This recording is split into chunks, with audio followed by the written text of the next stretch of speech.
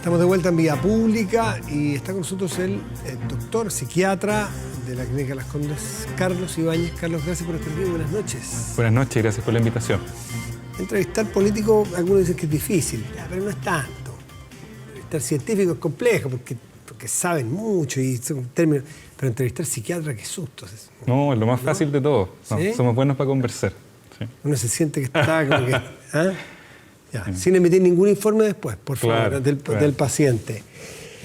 Fuera de toda broma y de todos los memes que llegan, una cosa es enfrentarnos a un virus real, otra cosa es enfrentarnos a una crisis económica dura y real, pero otra cosa es enfrentarnos a nuestra realidad cotidiana en nuestras casas, puertas adentro, con nuestras familias, con estas convivencias que no estamos acostumbrados y que parece que van a ser muy largas, al menos indefinidas.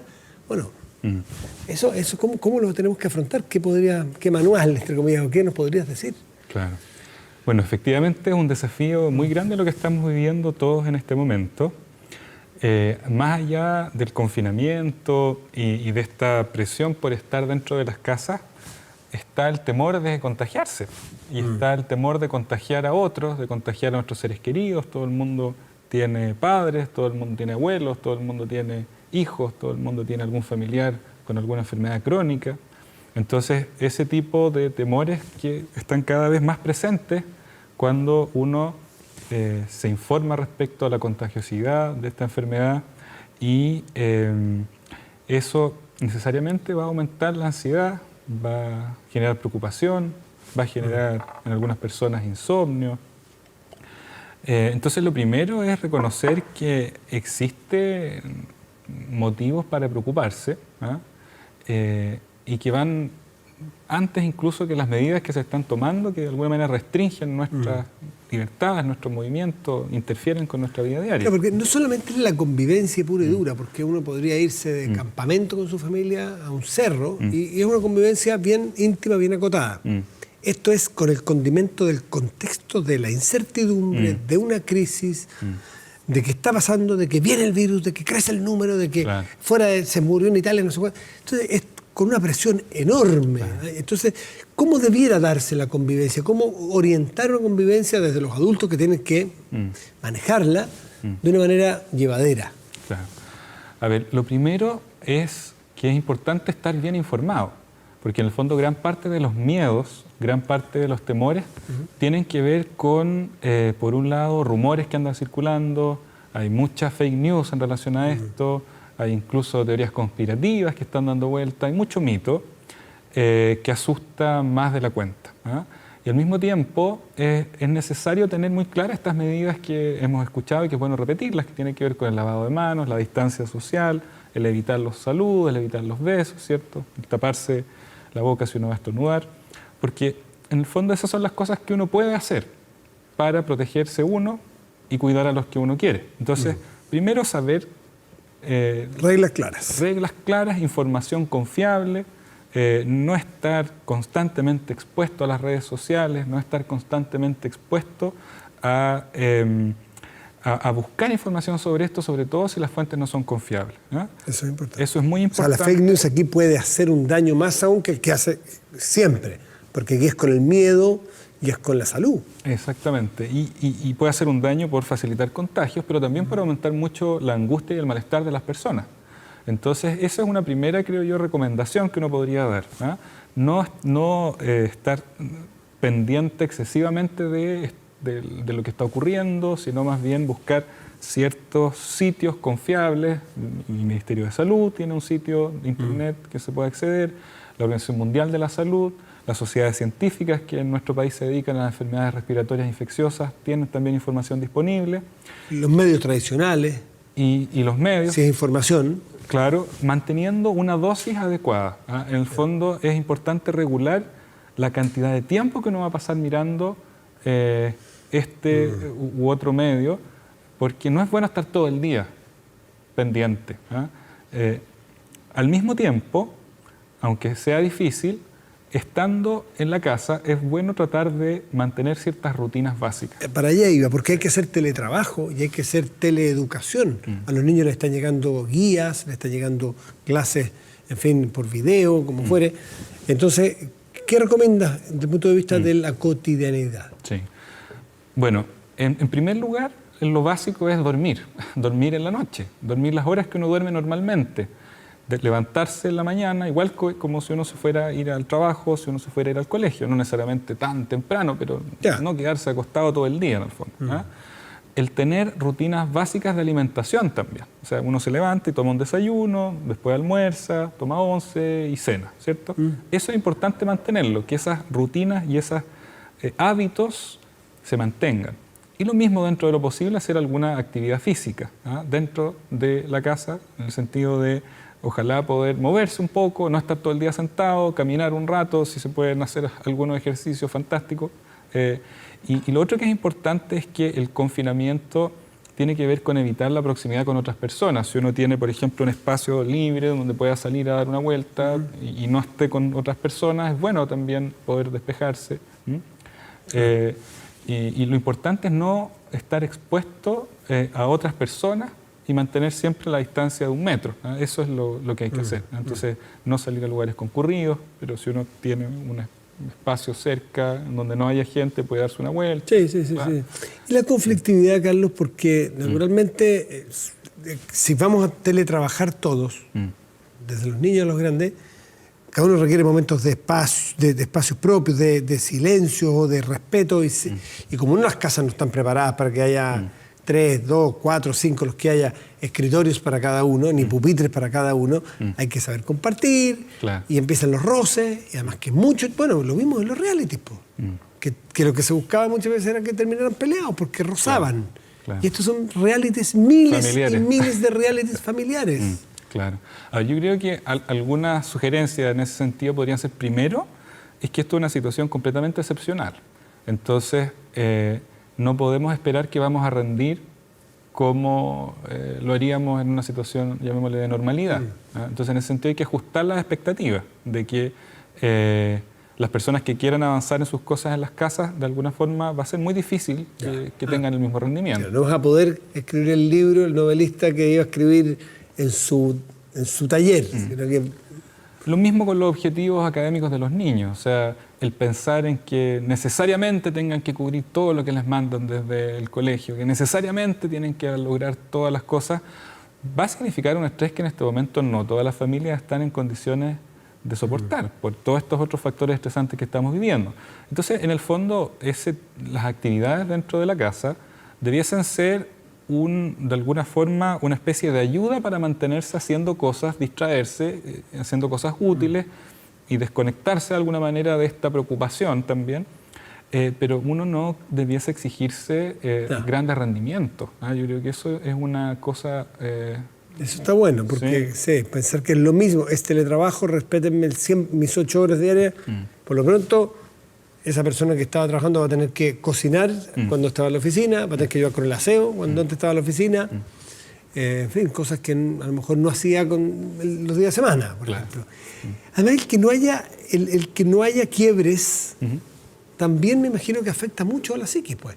El quiebre de ir y venir a la oficina o al trabajo, o el quiebre de días hábiles y días de descanso de fin de semana. Va a empezar a haber una cosa que es como esa gente que pierde la noción de las cárceles, el preso que anota porque pierde la noción de los días. Claro, por eso es tan importante mantener otro tipo de rutinas, que son las más básicas todavía, que tienen que ver con el sueño, por ejemplo. Y esto que puede parecer menor, pero de no quedarse con pijama hasta mediodía. De levantarse en la mañana a una hora prudente, ducharse igual como si uno fuera a salir, tomar desayuno y empezar a hacer algo. Ese tipo de cosas, el sueño, las comidas y la actividad física, si se logran mantener, ayudan mucho a disminuir la angustia. Entonces, eso yo creo que también es muy importante pensarlo como una medida para disminuir este malestar que se puede sentir en este momento. Ustedes han tenido en esta época que todavía estamos con libertad de tránsito, han tenido más consultas. ¿Qué está consultando la gente por estos días? Es muy variable. La verdad es que efectivamente la gente está más preocupada, está más ansiosa por este tema. Sin embargo, al mismo tiempo tiene miedo de asistir a los centros de salud para no contagiarse. Entonces, en ese sentido, la recomendación general es, primero, que la gran mayoría de los síntomas que se van a sentir o que vamos a sentir tiene que ver con una respuesta normal a una situación especialmente estresante. O sea, si uno está más ansioso, si uno está con dificultades para dormir, si uno está especialmente preocupado, si uno está un poco más irritable, etcétera, síntomas ansiosos en general, la verdad es que eso no tendría que motivar una consulta. Ya. Hay ciertos grupos en los que uno tendría que tener un poquito más de cuidado. Así como el grupo de riesgo con el virus, el grupo de riesgo psiquiátrico en presión durante la presión social. Riesgo de tener más problemas psicológicos y tener más reacciones negativas frente a esta brote, en el fondo, a esta enfermedad. Por un lado tenemos a los niños y a los adultos mayores. Por un lado, este grupo de los adultos mayores en general tiene menos acceso a la información. Y van a estar más asustados porque ellos son el blanco de este virus. Son además una población de riesgo médica, de complicaciones Entonces, mayores. van a estar más sensibles porque son ellos los que corren más riesgo. Y también tienen más problemas muchas veces de soledad.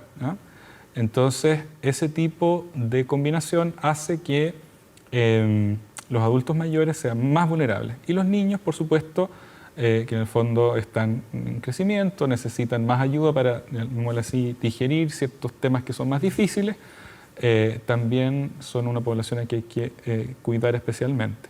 Tenemos otra población que va a ser concretamente la población que esté enferma, que se haya infectado por el coronavirus, que tenga un miedo muy concreto de que le puede pasar algo grave, y la población de aquellos que han sido contactos, que no necesariamente estén contagiados, pero tengan que hacer las cuarentenas, tengan que restringir sus movimientos.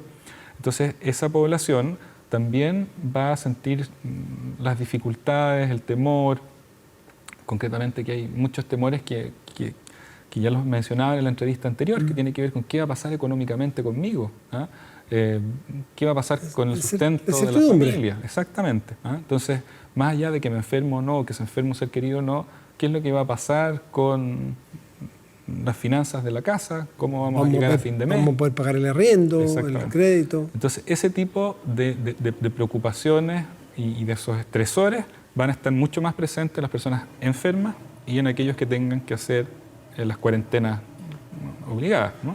Es bueno tener identificados los grupos de riesgo psicológico porque hay que ser más tolerantes con ellos. Hay que acogerlos. Acogerlos, hay que ser más, hay que brindarles, comprenderlos más. Hay que brindarles la información suficiente de acuerdo a, por ejemplo, no es la misma información que le va a dar un niño que un adulto mayor. Entonces, hay que generar mensajes para ellos, hay que facilitar las cosas. O sea, concretamente... Concretamente, para la gente que está en cuarentena o que está enferma y que está preocupada por su futuro económico, por ejemplo, las medidas que conversaban recién con Mario Desbordes son muy relevantes. O sea, decir que, mire, va a haber un apoyo para las pymes, para las pequeñas industrias, para que surjan. Acotar la incertidumbre. Exactamente. De alguna manera. Ver un colchón para caer, porque la crisis se cae, y que el colchón sea gruesecito. Claro. Carlos, para terminar, hay un grupo de personas, y esto lo refieren, estoy hablando con los doctores, lo refieren muchísimas personas, que es que uno les pregunta, ¿y cómo están tus papás? ¿No es cierto? Natural. Y me ha tocado mucho que la angustia del adulto es que esos papás están un poco porfiados, por negación. Ya no serán Superman, no tienen 18 años, pero, porque los cabros de 18 sí se creen que a ellos no les va a pasar nada, pero ¿cómo se puede manejar eso? Que tú tienes que de alguna manera obligar a un señor o una señora que tiene tal edad a que por favor se cuide, porque es muy jodido que les llegue el virus. Entonces, manejar eso es difícil, porque ponerse también en la psiquis del de 70, 80 años, hay que ser respetuoso, empático, entonces no obligarlo, pero decirle que se lo tome en serio. Sí, ¿Te ha pasado? Está difícil el desafío, en el fondo, y no solo de los 70 años, sino de las personas que en general se toman esto de manera muy liviana. A ver, ahí efectivamente hay una cosa que cuando el panorama se ve muy difícil, de repente es mejor negarlo. De repente es mejor, no, aquí no está pasando nada. Le están poniendo color. Como no se ve el virus. Exactamente, le están poniendo color, esto es una cosa muy exagerada y por lo tanto a mí no me va a pasar nada, entonces voy a seguir haciendo mi vida tal como las venía haciendo. Entonces, lo primero ahí es informar. O sea, primera cosa, mire, esto es lo que está pasando. Esto es. Se sabe que estas son las medidas que usted puede tomar para minimizar el riesgo. Y con estas medidas que se sabe que usted puede contagiarse menos, claro. O sea, tómela. Eso le estoy diciendo. Yo me preocupo por usted. Ya, pero yo estoy en la negación total, pues. No, si a mí no, Víctor. No. A ver. Hay que manejar eso. Por supuesto. Ahora, ahí hay una cosa que tiene que ver con la motivación de la persona. Y llamémoslo así, el secreto para motivar a alguien a cambiar es encontrar las razones para cambiar en la persona. ¿Se fija? Entonces, ahí lo difícil es encontrar qué es lo que en el fondo de la persona podría generar un cambio. No sé, estoy pensando... Dale. O sea, sabes que si tú te enfermas, puede que eso le haga peor a tu nieta. Ya, eso es un poquito de chantajín. No. Porque también hay un poquito de meter un poco susto. O sea... Si no, tú sabes cómo, tú eres grupo de riesgo, tuviste un enfisema, Sí. te vas a morir. Claro. Qué tremendista. Pues, pero si es la realidad. Exactamente. Si no te cuidas, te puedes morir. Pero hay que ver qué es lo que le importa a esa persona. Quizás morirse no es tan terrible como quedar con una insuficiencia respiratoria. Quizás morirse no es tan terrible como contagiar a su nieta. Ya. Quizás morirse no es tan terrible como terminar hospitalizado por un tiempo largo. Quizás... Hay que buscar dónde... Y por eso hay que tomarse el tiempo para conocer qué es lo que a esa persona le importa en la vida, cuáles son sus objetivos en la vida. Perfecto. Y en función de esa conversación previa, ahí uno puede ver con qué cosas uno puede ligar los riesgos que está viviendo esa persona y ayudarlo a mirar mejor. Eso no es fácil de hacer. Esto que estamos conversando requiere tiempo, requiere tomarse una conversación larga. Y eso lo hacemos los psiquiatras y los psicólogos. Y es algo que se requiere algún entrenamiento, sí. pero en el fondo no es más que lo que acabo de decir. El tema es la práctica. Está bueno. Yo creo que no sé si tratamos todos los escenarios, pero varios escenarios que estamos viendo. El de la convivencia, el de convencer al que no cree que le vaya a pasar nada, el de la crisis, el de la presión social, el de la incertidumbre. Sí. ¿Te falta algo? Sí, yo creo que hay un tercer grupo de población que está más en riesgo, que es bien importante de reconocer, y tiene que ver con los equipos que están tratando a los pacientes que consultan en urgencias, que consultan en unidades de agudos, que están hospitalizados en unidades de cuidados intensivos. Porque en el fondo esas personas están expuestas directamente al riesgo de contagiarse, están viendo los problemas directamente. Claro. Y sometidos a una presión enorme de contagiarse ellos, de no hacerlo bien, y pueden cometer errores. Y los errores pueden costar caro. Bueno, en medicina es así, ¿no? O sea, es una presión en muchos sentidos, ¿cierto? Tratar de ayudar a una persona que además incluso las restricciones que tienen que ver con el no contagiarse hace que sea más difícil contenerlos, por ejemplo. ¿Ah? Entonces, quiero ayudar a esta persona que se siente mal, pero al mismo tiempo no me puedo contagiar porque si me contagio yo... No puedo seguir trabajando. No puedo seguir trabajando y puedo contagiar al resto. Entonces, hay un montón de presión en esos equipos por hacerlo bien, por ayudar, y que se pueden desgastar. Porque en el fondo, hacer dobles turnos, hacer cosas que a la larga les van a jugar en contra. Entonces, ese grupo también es un grupo que hay que cuidar, y que hay que considerar el riesgo que tienen también desde el punto de su salud mental. Eso es impresionante. Sí. Carlos Ibáñez, quedan tantos temas. Me hubiera gustado preguntarte, por ejemplo, pero para la otra, la verdad, ser autoridad en este caso. ¿Ya? Eso debe ser difícil, tomar medidas, estar bajo la presión de tomar medidas, no sanitarias, por ejemplo, autoridades políticas, ser un ministro, ser un alcalde, ser un presidente, cualquier instancia, pero una crisis. Pero a lo mejor para la otra consulta, ¿qué te parece? Encantado. ¿Sí? ¿Y los psiquiatras pueden consultar, por ejemplo, vía streaming? O sea, si tienen... me imagino, una telemedicina. Una telemedicina, en este caso la psiquiatría debe ser ideal. Sí se hace. Hay tanta aplicación hoy día, ¿no? Sí, existe eso. Sí, y hay un desarrollo. todavía incipiente, pero ya existe en el país. Carlos Ibáñez, un gustazo conocerte, que te vaya muy bien. Muchas gracias.